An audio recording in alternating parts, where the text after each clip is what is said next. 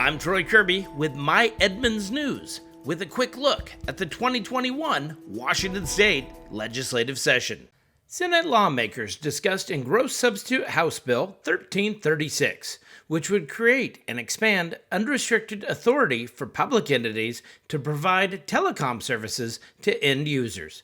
The bill passed the House on February 23rd by a vote of 60-37 and passed the Senate April 11th, 27-22. The bill's amendments will now be negotiated between both chambers, and if they can come to an agreement, the legislation will head to the governor's office for an opportunity to be signed into law. I think there's a very strong and compelling argument that broadband is one of the pressing issues of our day. And I think there's a strong and compelling argument that the private sector in our state has done a very substantial and positive job in many elements and in many ways, and we're among the best in the nation in terms of coverage.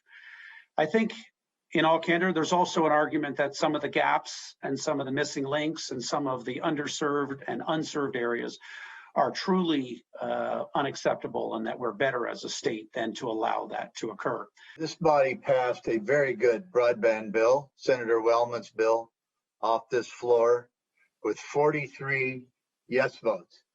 43 yes votes.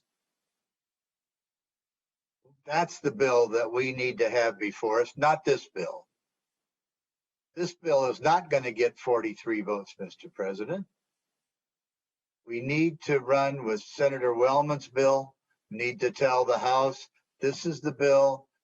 We have large support in the Senate, and that's the bill that needs to be put forth. I urge the body to vote no on this and send the message back that Senator Wellman's bill is the bill that ought to pass out of both bodies. Well, somebody must stand in strong support of this landmark legislation. You know, this is my seatmate's legislation, but if I hadn't been the chair of Ways and Means, it would have been mine too, because enough is enough. This year we need to go big on broadband or go home. The citizens of the state are begging us for better service at home. The kids need it. People working from home need it. Our businesses need it. Our businesses in rural and underserved areas need it. And this bill is one part of a really important tool. It's an important tool and a very big tool chest. But the fundamental issue here is we're moving towards a socialized system for providing broadband in Washington State, and that's what this bill does.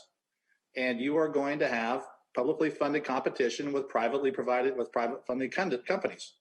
You know, that's a policy decision we're making. I just want people to realize that's what's going on. The most logical thing to do right now would be to have a state bank to finance it. And then it would be to have a single payer healthcare system to run all the healthcare through our new internet. You know, that would make sense now that we're going down this pathway. But the problem is, and the good chair and the sponsor of the Senate bill made great points. The problem is, what's going to happen is that the unserved are going to remain unserved. Thank you for watching the Daily Legislative Report by My Edmonds News, covering the 2021 legislative session.